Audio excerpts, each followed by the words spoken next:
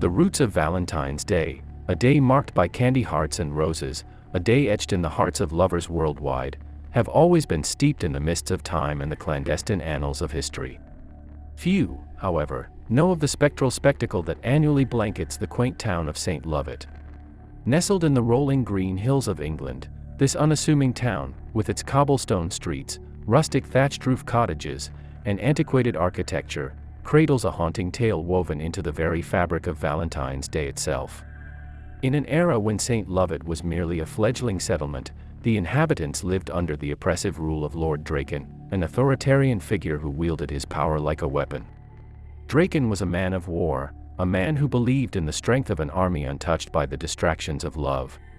In his insatiable quest for power and domination, he declared romantic unions illegal, a decree that spread despair through the once jubilant town, much like a winter frost blights a field of blooming flowers.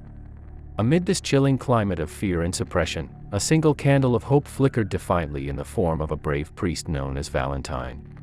A man of faith and compassion, Valentine was revered for his gentle spirit and indomitable resolve. His belief in love's sanctity and transformative power remained unbroken, even in the face of Draken's iron-fisted laws. Undeterred by the tyrant's decree, he began to perform secret marital ceremonies under the comforting blanket of nightfall. In hidden corners of the town, beneath the watchful eyes of stone statues and within the silent halls of the ancient chapel, Valentine united couples in sacred vows of love. The air would fill with whispered promises and silent prayers, a clandestine symphony of love and hope. However, secrets in St. Lovett had a way of surfacing, and news of these forbidden unions inevitably found its way to Draken. His reaction was swift and merciless.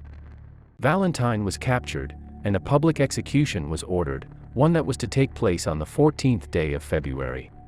In the cold, dank confines of his prison cell, Valentine met Alyssa, the jailer's daughter. A young woman of remarkable beauty, Alyssa was a figure of innocent allure, her grace made even more pronounced by the melancholic fact of her blindness. Alyssa and Valentine grew close in those dire circumstances, finding in each other a kindred spirit, a shared resonance that spanned beyond their oppressive surroundings. Their bond deepened with each passing day, blossoming into a love that was pure and profound, a love that would illuminate the shadows of their grim predicament.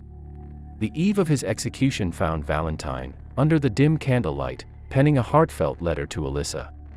His quill danced on the parchment, his words flowing freely, painting a tender picture of his undying love for her.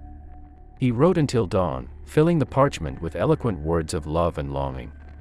Before he was led away, he handed the letter to Alyssa. His voice, usually so calm and comforting, wavered as he read the last words, "From your Valentine." It was a pledge of love, a promise that even death couldn't break. His execution was carried out as planned, his life extinguished on a chilly February morning. But the essence of Valentine lived on, his final act of love birthing a tradition that would traverse centuries and seas. In the aftermath, Alyssa was left in a world of unending darkness, a world made infinitely more desolate by Valentine's absence. The pain was a constant companion, a cruel reminder of the love she had found and lost. Her heartache echoed through the silence of her existence, each beat a rhythmic torment, each breath a painful reminder of her solitude. One night, under the haunting glow of the crescent moon, Alyssa found herself drawn to the mystical arts. Guided by her pain and resentment, she delved into the forbidden realms of ancient magic. In the very chapel where she had spent countless hours with Valentine, she summoned the undead spirits, her voice, once a soft melody, now a chilling requiem of vengeance. Alyssa directed her wrath towards those responsible for Valentine's death, Lord Draken and his minions. The townsfolk soon woke up to horrifying tales of unexplained deaths. Nightmares of spectral figures haunted their dreams, invisible forces snuffed out lives, and a sense of doom lingered in every corner. Fear of Alyssa's vengeance spread like wildfire, and the once oppressed townsfolk now trembled at the mention of her name. Yet, even after her vengeance, Alyssa's pain didn't ebb. Her beloved Valentine's absence was a gaping chasm, a wound time failed to heal. She vanished into the shadows, her presence fading into the town's lore. But every Valentine's Day, the townsfolk swear they can hear a soft whisper on the wind, a woman's voice echoing through the silent night, longing for her lost love. The town of St. Lovett, on Valentine's Day, becomes a spectral homage to their love, a chilling reminder of the origins of this day of love. In the heart of St. Lovett, it is whispered that Alyssa's spectral figure still haunts the ancient chapel. The once holy grounds of unity and love now echo with her longing, reverberating with a heartache that transcends the mortal plane. Her story, her pain, and her eternal weight have been immortalized within the very stones of the chapel. Visitors of St. Lovett are often drawn to this chapel, pulled in by the allure of the tragic tale that permeates the air.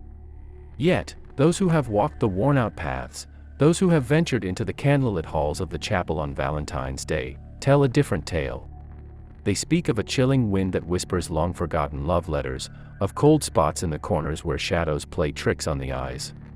They recount the haunting melody of a woman's voice, a spectral serenade that seeps into the very marrow of their bones. So, if ever you find yourself in St. Lovett on Valentine's Day, wandering through the antiquated streets, and you hear a soft whisper on the wind, know that it is Alyssa, forever calling for her lost love. And if you are brave enough to venture into the chapel, tread lightly and respect the love that binds Alyssa to this realm. For love, even in death, should be treated with reverence and care. For it is love that has granted Alyssa an eternity, and it is love that has painted the true, haunting picture of Valentine's Day in the quaint town of St. Lovett.